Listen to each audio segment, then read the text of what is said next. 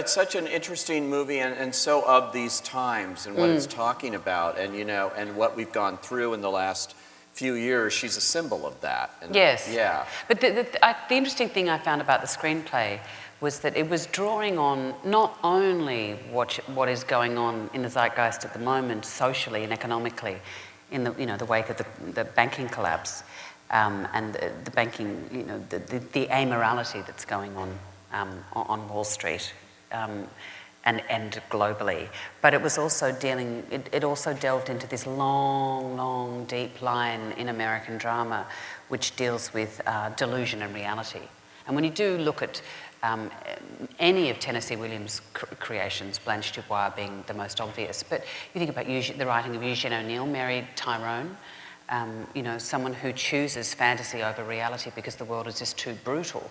I mean, he does understand that, but that he never ever, in parallel to those two things, he keeps it buoyant. So he's always undercutting any earnestness in the piece, which is a very, very interesting and unique texture, I think. It totally is. I have to ask you one thing. My wife is making me ask you this. She says every woman would notice this in the role. She said you had stains under your armpits here on the blouse that you were Didn't wearing. anyone tell me? Is that what No. she's thinking? She thinks that is very indicative of the character's disintegration at a certain point. Too. Well, I mean, given that she's on a cocktail of drugs and alcohol, and I mean, for anyone who've been around people who are having a panic attack or, are unstable, they'll often have physical conditions that they won't necessarily acknowledge themselves. And so I thought it'd be interesting if I was incredibly sweaty at certain moments. So it's clearly having a physical manifestation of anxiety, but yet she was not acknowledging that at all and pushing through it. Because I think that that's what I find heartbreaking about people who are dealing with any form of mental illness or anxiety, is that they rarely want to dwell in that place. They want to move through it. So I found it an interesting sort of texture to play with the physical and mental state that she was in. In my perfect world, I would stand here in front of you, calm, poised, remarkably confident. I would command your attention and deliver an introduction the way I imagine Cate would. Effortless, unpredictable, charming, disarmingly confident, perfect. However, unfortunately, I'm not Cate, and I'm really just an awestruck superfan who was lucky enough to be asked here. So I'm going to make a very genuine attempt, through my shaking voice, to give her the honor she deserves. I remember the first time I saw Cate. I was 13 years old, and I went to the local movie theater to see Elizabeth. I remember when she came on screen. I can remember the feeling that washed over me, seeing her with her piercingly blue eyes and her alabaster skin, her ethereal grace and magnetism taking over the screen, even in her silence, even in her stare.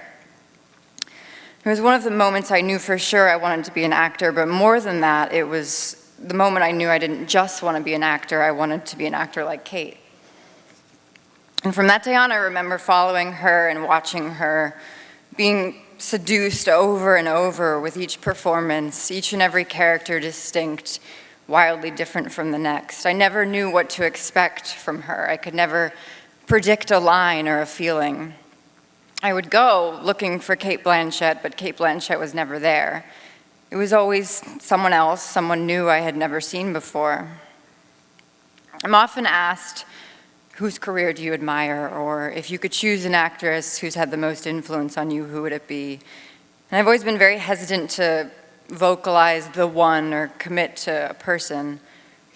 And there are so many influencers worth fawning over, but the truth of the matter is the virtues that I admire most about Cate are the ones that I could never disclose publicly. I sort of liken them to private little treasures that I visit for inspiration, for motivation, for reassurance, or courage. Thank you. Thanks, Pete. And to Roger and Doug and everyone at the Santa Barbara International Film Festival. I will come back again if you can invent another award in another 4 years. I do not know how to do this thing called acting unless it's alongside other actors.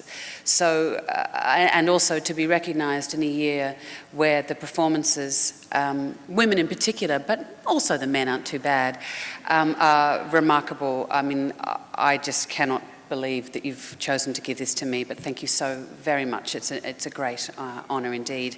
And I want to thank the cast, because as we may have said or alluded to in the chat before, and I won't rabbit on too long because I've rabbited on long enough, is that they're often done in one shot. And so a performance is only as good as the gaze of the other actors that you're looking into. And when you're working with Sally Hawkins and Alec Baldwin and Bobby Cannavale and Max Kinsella and Peter Sarsgaard and Louis C.K. and not that I had anything to do with Louis C.K., but just the fact that he's there makes us all better. So that's for them. But also I really must thank, given that one's career isn't linear, one's career is random and unexpected, and if it's any good, it's full of surprises and a lot of failure along the way.